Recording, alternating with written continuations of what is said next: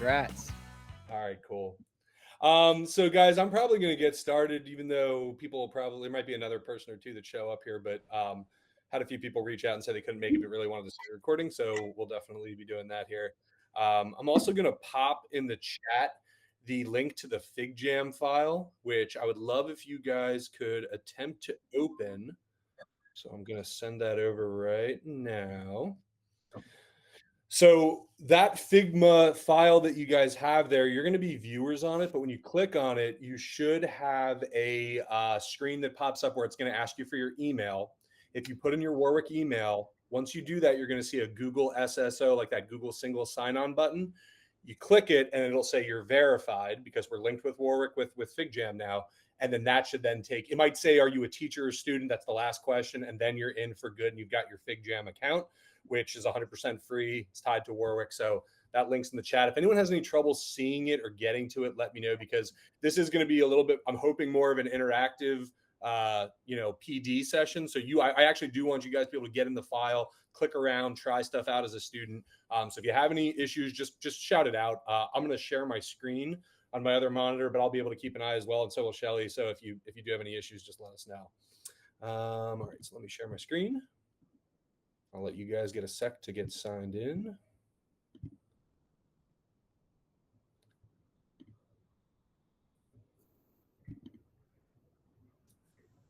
And feel free to throw me a thumbs up if you were able to get into that file successfully. Okay, Nate's in, sweet. All right, awesome. All right, so good stuff. So you should be in, oh, great. And I see Holly in there as well. That's great. So what we're looking at right now, you guys are in a view only mode, but I'm going to switch it over to editing in just a minute here. I'm just going to show you a few things. You can see on my screen right now, since I'm the presenter, you guys see on my screen that Spotlight Me button right here that I'm hovering over with my mouse. So when I click on that, this should basically bring you along on your screens. So right now I'm like kind of zoomed in on the educator slide. And I'm just going to shift over to the intro slides, and you guys should be able to follow along there as well. Okay, cool. So Figma, just so you guys know, if you've never experienced Figma before, if you're new to it, our district officially deployed it, which means that we all have 100% access to it. Figma is a paid platform for people outside of education, but like Canva, it's 100% free for us, which is awesome. So you have unlimited Figjams. You have access to everything that's in the suite here. There's no premium features that are hiding, which is pretty awesome. It's a virtual whiteboard. So just so you guys can see, I'm going to zoom out a little bit. And I'm going to show you around. This is kind of like an infinite whiteboard space. So I'll zoom back into the slide that we were looking at, and you can kind of get an idea of just as this is how Figjam works. It's similar to if you've ever experienced Freeform on your computer, but it's a lot of pinching and zooming. So when you create these for students, that's something you want to teach, just like I want to show you guys this on the next slide, how you navigate around here. So you guys should all be in. So what's Figjam in a nutshell? I'm not going to play the video, but just so you know, these are why we're showing you this tool. It can help amplify student voice, makes learning visual, builds class community, and industry standard skills with graphic design. That's really what it's about. It's an awesome place for kids to communicate and collaborate. You can share individual templates, just so you know, like one kid gets it. You can share it with small groups, and you can share it with the whole class. So I would really encourage you, if you are interested in starting Figjam with your students, you want to make sure you have a gradual release of responsibility when introducing this. You definitely want to start by just assigning individual Figjams to your students. So each student has their own space. They don't have to worry about other students getting in their way. They can learn the tools, test out the features, and then ultimately you can start giving it out to small groups for brainstorming, multiplayer features, and then if you feel confident and comfortable, whole class can get involved and they can all respond to it. So just real quick, how to navigate in here. This is so everyone knows, and then I'm going to kind of turn it over to you guys, and we're going to go into the mode where everyone's able to edit. But a couple things to know. When you are navigating, you definitely want to do a lot of zooming in and out like this. What I typically recommend on the Mac on your trackpad is just to use the pinch tool. It's very similar to how you would do it on your iPhone or iPad. You can hold down the control button and use one finger, but I personally think that the two-finger method is a little bit easier. And then as far as moving left and right, you're using two fingers to swipe or two fingers up and down as well. I'm currently in the spotlight mode, but I'm going to take that off.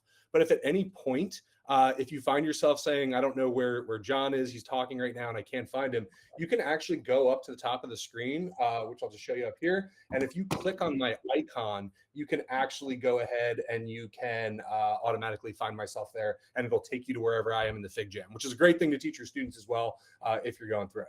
You also have a menu bar at the bottom of your screen that I'm going to open up for you. Little things in here like a marker, sticky notes, shapes. There's a library of stamps. I'll just click on that so you guys can see it real quick. But I have my icon. I have different emojis that I can put. And again, this is great for just quick class feedback. You can have kids voting. You can have them responding to each other with these quick emojis. It's an awesome resource. And then we're going to dive into widgets too, because that's really fun. So I'm going to move over to the warm up, and I am going to change my share settings on my screen. And you're going to see it looks a lot like a Google Doc, where now I can go in and I'm going to change from anyone can view. I'm just going to switch over to anyone can edit, and I'm going to save those changes. And now you guys you might, I don't think you have to refresh your screen. I'm going to stop sharing. So, and I'm going to see if everyone can kind of follow me over in the warm-up section with their cursor. And if you can control, and I see a bunch of people floating around, that's great. So we've got a little warm up here, which is just says, if stuck on a desert island, would you rather have unlimited amounts of movies or have unlimited amounts of books? Go ahead and click on the stamp icon, and you can go ahead and even pick your name tag. So mine's like a little J that shows up. I'm going to drop it on the books part, and now you can see that's my icon. And you can go ahead and drop one of yours there, and I can hover over those icons and I can see who said what. So again, if you're doing this with a small group of students, it could be a full class. I can see Shelly's icon just showed up there. That's awesome. And then just to show you, there's some little fun features in here as well. If you hold the H button down, your cursor turns into a little hand. So if anyone wants to high five me by the books, nice, Shelly. That's great. Yeah, so you can see we're just high fiving like crazy because we're like, this is the best. No. Who doesn't? That's confusing.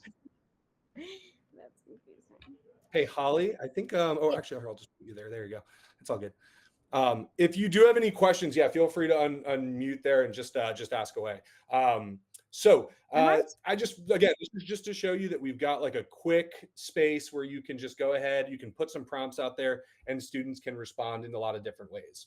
All right, so we're going to just shift over to the next activity, which is really activity 1.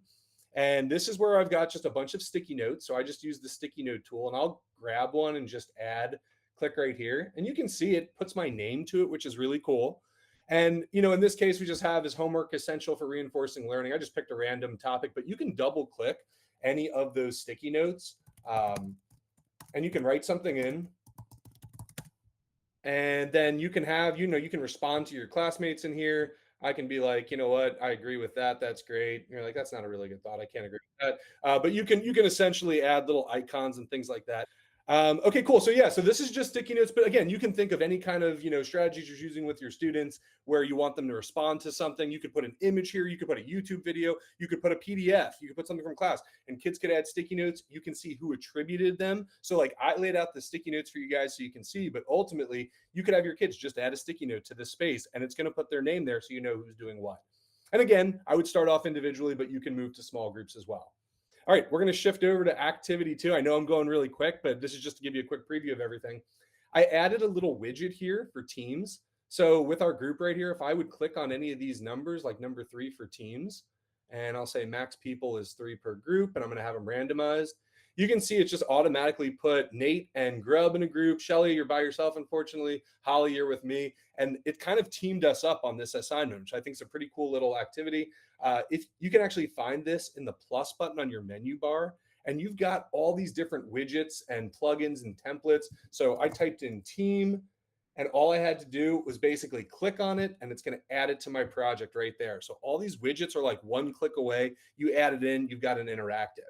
And then this is just to show you, you can go ahead and click on the highlighter tool. We can go ahead in. So I know I'm in group 3. So I'm going to go down to like the one that I'm in with Holly. I can highlight some stuff here. And it's a great little annotation piece. So just to show you, easy way to kind of set up an annotation set. All right, let's go to activity 3. And again, no, I'm moving really quick, but just want to show you a lot of stuff. So in activity 3, this is my widget Fiesta. So that little spot where I just showed you widgets under the plus sign, these are just a few widgets that you can use with your students. I've got one right here that I'm going to zoom in on that's just showing like it's kind of a strongly agree, disagree section. if I click on it, it's basically going to show, and I'll make results active so you can see where everybody falls on this little scale. I can go to photo booth, this camera here, and I can click on it. I'm going to go ahead and just, click this. So 3, 2, 1. And the cool thing is that's actually going to print out on my Figjam there, so I can add this. I can move my picture around, resize it. So you can put a little camera in there and be like, all right, everyone, like, how are you feeling today? What's going on with this? How do you feel about this activity? You make them do different expressions.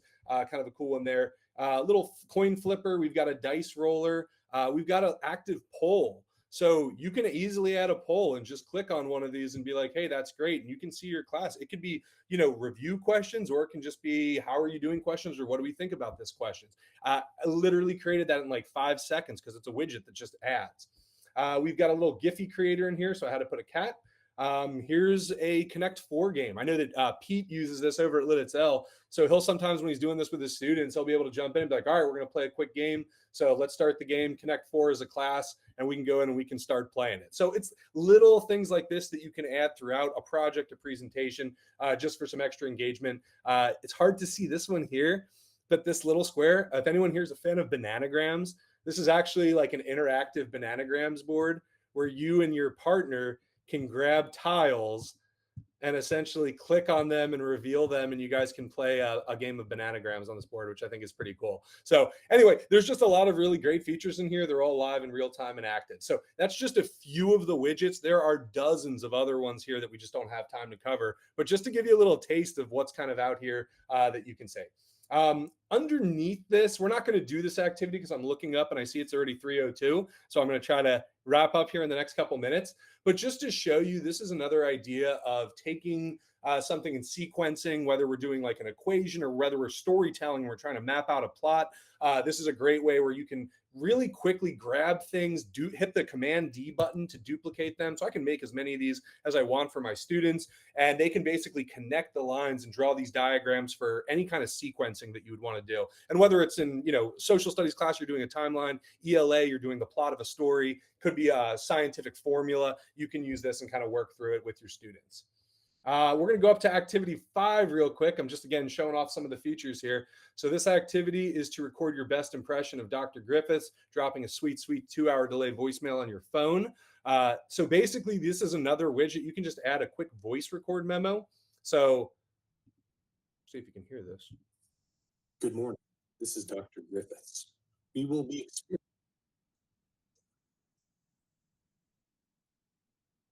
That's not, yeah, I mean, that's him to a T. So basically, this is, again, think about how you could use this in your class, even if it's a quick reflection, even if it's a, what's your impression of the text we just read? What are your thoughts on this? Like, it's just a great place for students to individually record. And it doesn't have to be a 5-minute recording. It can be just 30-second impression. So just a different way to do it other than the standard write and exit ticket out. And then it's nice because students can listen to each other as well. So you can do a lot of really cool things with this, but that's just a little taste of how you could potentially do it. All right, and we've only got about 1 minute left. So I'm going to kind of just end on these 2 activities right here. So I'm just going to spotlight myself real quick so you guys can hopefully see where we're at. But activity 4 is essentially, these are the learning libraries and resources. I strongly recommend that you would take a look at this one, which is the Figma community at EDU. And just to show you, this is basically Figma training. So if, some of the things I showed you today, you're like, you know what, I have some questions about it. I want to see how to do it. This is going to walk you through some of those process for actually creating things in Figjam. And then Figma for EDU, this top one right here, this is going to be some actual lesson plans that are already created. There's tons of templates out there. You don't have to start from scratch. So you're going to be able to take all of those. And I even just pulled out a few that I liked, like this friendship bracelet builder. I just thought this was kind of creative that somebody made this. It's a whole class set of friendship bracelets. So students can go in and they can create their own bracelet, change the color, change the words. But then I really like that they have, response prompts here, like who will wear the bracelet? Why is your phrase significant? Who gave them the bracelet? So you can use that for storytelling. You can use that for a lot of symbolism, things like that. Really cool scientific flow chart here. This was another one that I just thought was great. But this is going to let students do their scientific experiment in real time. They're going to be able to go through. They can add those voice memos, things like that. So anyway, lots of great stuff here. Be sure to check out Activity 4 section. And then there's also a learning library here if you just want to learn more about Figjam. It's an awesome tool. I hope you guys enjoyed this. I'll stop sharing my screen for just a sec here, and I would love to just hear quick impressions. I mean, what do you guys think? Is this something you could see yourself using in class? Do you see any value to it? Any concerns or just worries about like how would I possibly do this? I'm just curious. I love it. I'm such a big fan of it once I dove into it. Kind of. Yeah. Cool. All right. Hi, sorry. I have my student teacher with me. We were working out. Oh, that's all right. This is like a Jamboard on steroids. This is awesome. Yeah, so Jamboard actually went extinct. So this was honestly one of the first replacements.